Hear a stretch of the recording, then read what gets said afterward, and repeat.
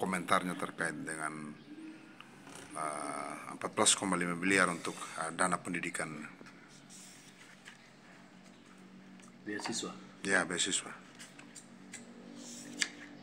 Baik, beasiswa itu yang jelaskan sasarannya adalah penerima beasiswa adalah anak murid, yang mana dalam sidang yang lalu kami dari fraksi PDI Perjuangan juga sudah mempertanyakan berdasarkan temuan BPK dalam LHP tahun 2023 itu ada penerima dalam hal ini peserta didik yang tidak sesuai dengan peraturan bupati atau SK Bupati Belu tahun 2003. Oleh karena itu di tahun 2004 ini kami meminta agar pemerintah dalam hal ini OPD terkait setransparan mungkin kepada masyarakat sehingga tidak ada dugaan-dugaan di antar sesama masyarakat terhadap pelaksanaan pemerintah. Dan juga terkait dengan situasi sekarang yang mana bertepatan juga dengan pilkada, sehingga ini tidak menjadi rumor yang beredar di masyarakat yang juga bisa dijadikan bahan-bahan kampanye atau black campaign dari yang lain. Dan juga 2024 nanti yang kita harapkan pada tahun 2025 nanti LHP BPK tidak ada lagi temuan seperti yang kita dapati dalam temuan BPK di tahun 2023. Oleh karena itu kami baik dari fraksi PDI Perjuangan juga sebagai anggota DPR dari sisi pengawasan kami meminta OPD untuk secara transparan dan di setiap sekolah itu harus terbuka sehingga antara mereka tahu bahwa jangan sampai ada yang ini kan jelas bahwa penerima adalah masyarakat tidak mampu. Nah jangan sampai ada masyarakat tidak mampu yang lain mereka tidak mendapat beasiswa tapi mereka juga hanya menduga-duga siapa yang dapat siapa tidak kan bisa menjadi polemik. Oleh karena itu dari OPD terkait dan juga di sekolah-sekolah wajib hukumnya untuk transparan dan juga dari sisi pertanggungjawaban kami juga akan meminta nantinya pada sidang-sidang yang akan datang.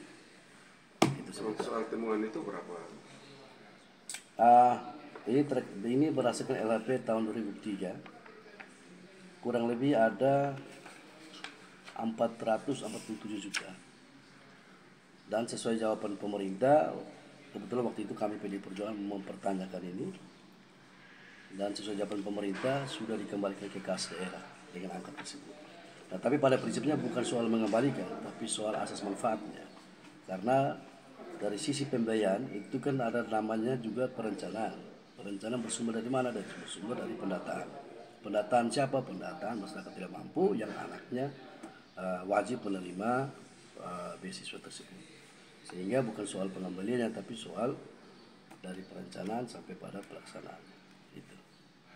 Soal pengembalian itu apakah sudah ada DPR sudah dapat jadinya bukti soal pengembalian ke kas daerah atau kan memang hanya sebatas di atas? Yang jelaskan dia termuat juga dalam BPK itu temuan di dinas ini, temuan di sini semua termuat. Dan pengembalian nanti kita akan lihat lagi di pertanggungjawaban nanti.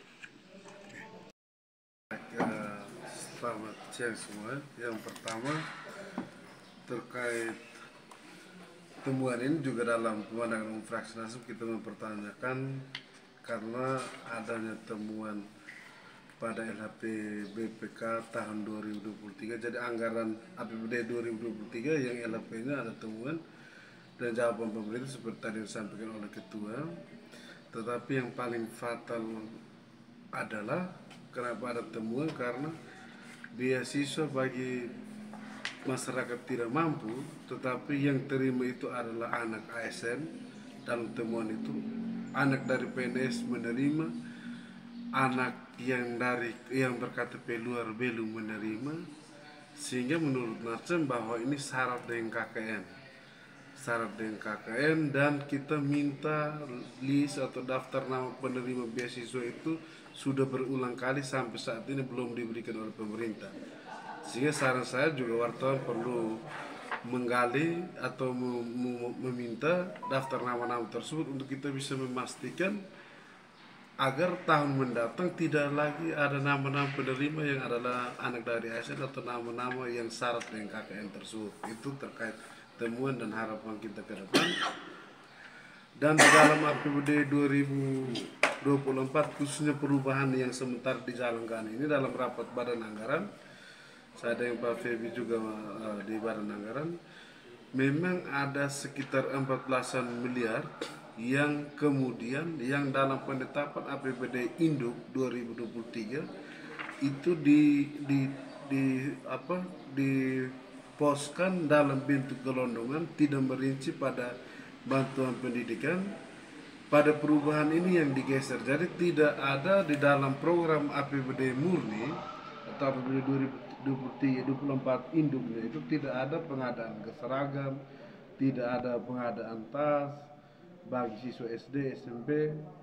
Dalam pergeseran anggaran perubahan ini ternyata ada program yang muncul di luar dari program yang ada pada APBD Induk, sehingga waktu itu kita mempertanyakan dan jawaban dari Sekda setelah kita konfirmasi, memang saya harus sampaikan bahwa ada penipuan yang disampaikan oleh Sekda, karena kita mempertegas bahwa jika tidak ada item program belanja dalam APBD Induk tiba-tiba muncul pada APBD perubahan, seharusnya tidak bisa. Tetapi jawaban Sekda bahwa ini ada juknis dari bupati yang dijabarkan dari juknis yang diturunkan namanya dana spesifik grant, mereka boleh menjabarkan itu. DPR menolak, tetapi dipaksakan waktu evaluasi di keuangan provinsi, ya keuangan juga menyayangkan bahwa kalau DPR menolak ya harusnya bisa ditolak, tetapi kalau dipaksakan ya akhirnya dipaksakan.